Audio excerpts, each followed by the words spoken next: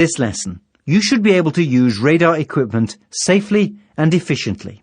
Furthermore, you should know how to position own ship with reference to radar information. And finally, you should be able to identify raycons and know how to use parallel index lines. The radar picture provides a picture of the ship's surroundings as seen from the scanner. The 5 words, "as seen from the scanner," are very important. Always remember that the radar cannot see what you could not see if you were up by the antenna. Some reservation should be made for the fact that the radar horizon is 8 to 10% beyond the optical horizon, and that the radar can see both in darkness and in fog. Only long training and experience can teach you to interpret the radar picture quickly and correctly, and to identify different targets. Using radar to assist navigation can be a particular advantage in the following circumstances: making landfall, coastal navigation, pilotage. Click on the buttons to learn more. Radar can be very useful, especially during bad visibility. However, and this should be remembered, initial radar fixes are often not reliable at long ranges, and when approaching land, the picture may change completely. The position of the reflecting surfaces of the individual targets are changed with respect to the antenna position, and shelving beaches and low-lying land will not return good echoes. Sometimes this is observed as an apparent movement of land towards the observer, as the lower parts appear above the radar horizon or become more radar visible. Always remember that initial radar fixes are often not reliable at long ranges, and when approaching land, the displayed picture may change completely. Better use of the radar as a navigational aid can be made near the coast. As reflecting conditions become more favourable, more accurate information becomes available. When taking a position fix by radar, one should remember that range accuracy is generally higher than the bearing accuracy. Radar position fixes based on 3 radar ranges are normally very accurate. In cases where bearings are used, choose isolated targets of relatively small size and reduce the gain as much as possible so that a fine echo is obtained and beam width distortion is reduced. Then place the bearing line through the center of the target. The range accuracy of the radar is generally better than the bearing accuracy.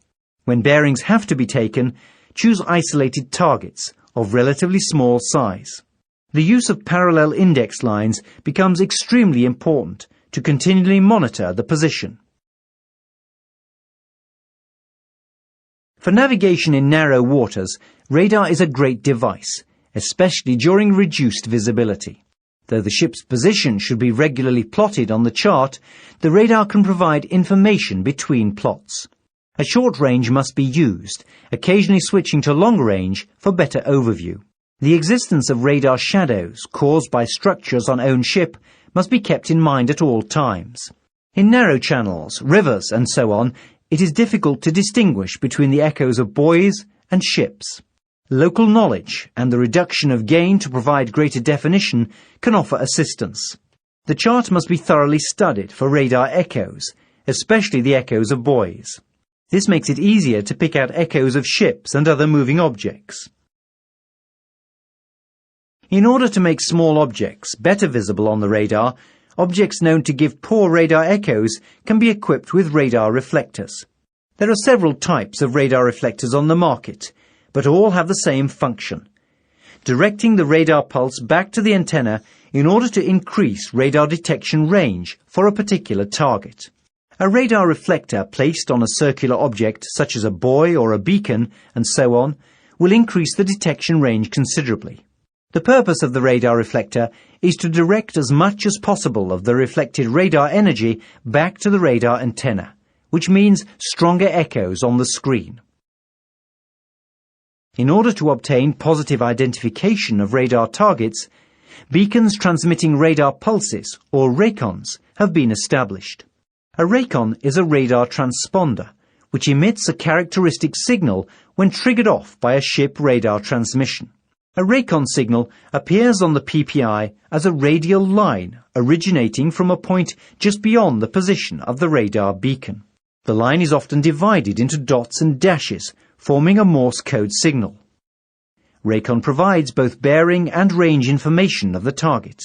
Some Raycons used by the maritime industry may be triggered by X-band radars only, and this should be verified during the passage planning.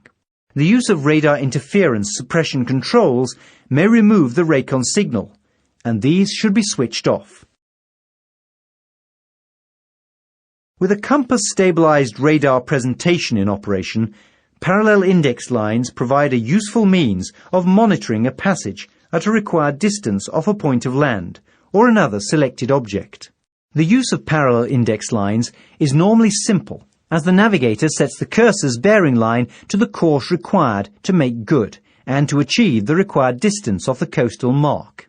Then the watchkeeper maneuvers the ship so that the target's echo moves along the parallel index line and the ship passes the required distance off the coastal point or navigation mark. This example shows the parallel index lines set to make good a northeasterly course to pass an island to port. The difference between the direction of the heading marker and the parallel index lines is the allowance, which has to be made for the northwesterly current. Remember that the radar is only an aid to navigation. A radar is only as good as its operator. The settings of the controls should be continually checked and monitored. The detection of other ships is not the complete requirement for anti-collision. They should be plotted either automatically or manually. Acting on scanty information is contrary to the collision rules. Experience is only gained by continually using the radar and by asking more experienced operators when in doubt. Never forget to look out of the window. There is never a replacement to the human eye. In reduced visibility, proceed at a safe speed, and this may be slower with radar than without radar, but seldom will it allow it to be normal sea speed. Safe radar navigation requires the navigator to use the radar in all kinds of weather and visibility conditions as often as possible to gain experience of radar in general and the working of that radar set in particular.